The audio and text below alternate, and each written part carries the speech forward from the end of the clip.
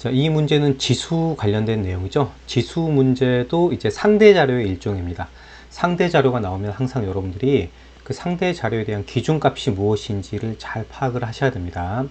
자, 이 지수 자료 같은 경우에는 첫 번째 그림 1 같은 경우에 지금 2011년 판매 수량 100이라고 했죠. 그러니까 기준값이 2011년의 판매 수량 각각 A, B에서 그렇게 되는 건데, 지금 그림 위에서는 이제 판매 단가라는 게 2011년을 100이라고 했는데 좀 독특한 장치가, 자, 2번을 보시면 지금 A 제품하고 B 제품의 판매 단가가 같다고 되어 있습니다. 그죠? 그리고 매출액 같은 거는 뭐 판매 단가랑 판매 수량이랑 곱해서 정했으니까 특별하게 뭐 어려운 산식은 아니죠.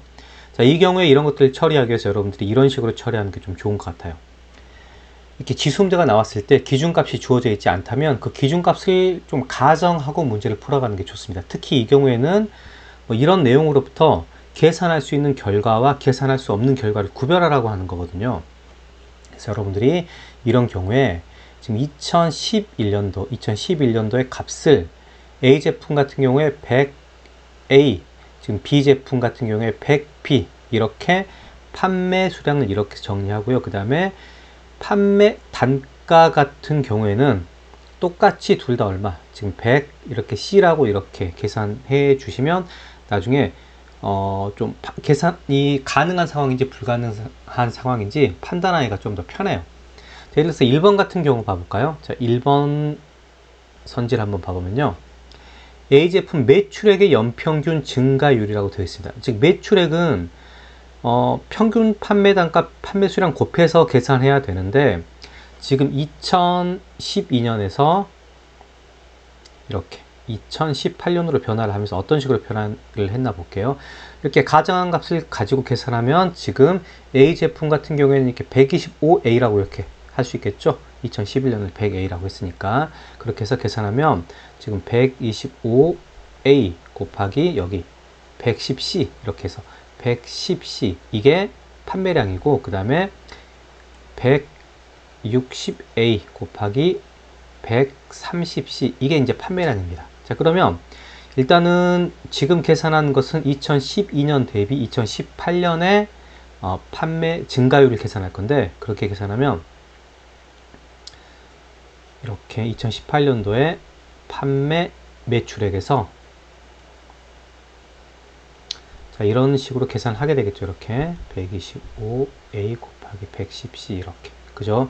이게 2012년, 이게 2018년.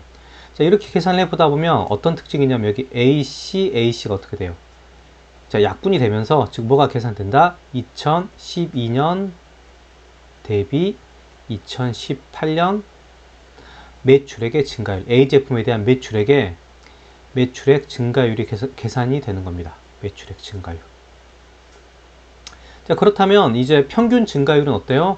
이걸 우리가 지금 1, 2, 3, 4, 5, 6 총 6개 년도에 거쳐서 증가율을 계산하는 거기 때문에 여기다가 우리가 보통 이렇게 루트 6 이렇게 해서 계산을 하게 되는 겁니다. 물론 지금 손으로 계산할 수 없는 값이지만 중요한 건 이런 것들이 계산이 된다는 거, 이제 이게 중요한 겁니다. 계산이 된다는 거.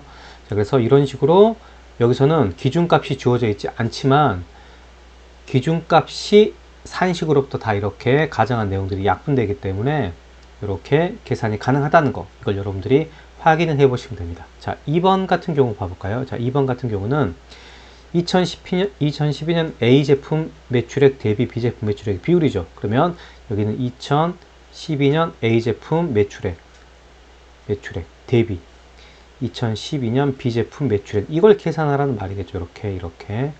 그래서 아까 2012년도 A 제품 매출액 계산했으니까 이게 어떻게 될지 한번 상상을 해보세요. 이렇게. 이거 분해.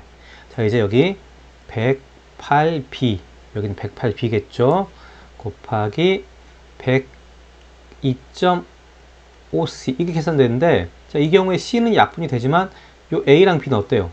서로 약분되지 않죠. 그리고 A, B의 값이 달라지면 이 값 자체도 달라지겠죠. 그래서 이거는 결국 기준값, 여기에 제시된 이 기준값이 2011년도 기준값이 뭐냐에 따라서 이 값이 달라질 수가 있기 때문에 바로 이 매출액 비율은 알 수가 없다. 그래서 얘는 알 수가 없습니다. 자, 그래서 지금 문제 같은 경우에는 이 문제 같은 경우에는 지금 2번의 내용이 알 수 없는 내용이 되는 겁니다. 문제에서 알 수 없는 내용을 찾으라 그랬고 2번을 정답으로 결정하면 됩니다. 그 나머지 이제 3번, 4번, 5번 같은 경우에도 여러분들이 지금 이렇게 가정한 요 값을 기준, 문자로 가정한 이 값을 기준으로 계산을 해 주시면 이런 것들이 구할 수 있다라는 걸 쉽게 판단할 수가 있습니다. 자, 그래서 이렇게 다시 한번 정리하면 지수나 아무튼 뭐 비율이나 상대 자료가 나왔고 기준값이 안 나와 있을 때 어떤 값들이 계산이 가능한지 불가능한지 이런 것들을 좀 확인해 보고 싶으면 여러분들이 이런 식으로 기준값을 가정하고 문자를 활용해서 가정하고 문제를 풀어가면 좀 명확하게 이 상황을 이해할 수 있다는 겁니다. 사실 제가 이렇게 문자로 적어서 했지만 좀 익숙해지신다면 머릿속으로 이미 이렇게 문자로 정리가 되겠죠. 그러면서 여러분들이 이런 문제들이 오히려 훨씬 더 쉽게 풀 수 있는 문제들이 될 수가 있습니다. 자, 그래서 두 가지 팁 정리하도록 하세요. 문자로 이렇게 기준값이 주어져 있지 않으면 문자로 세팅을 해봐라. 이거 한번 여러분들이 잘 기억하고 활용하시길 바랍니다.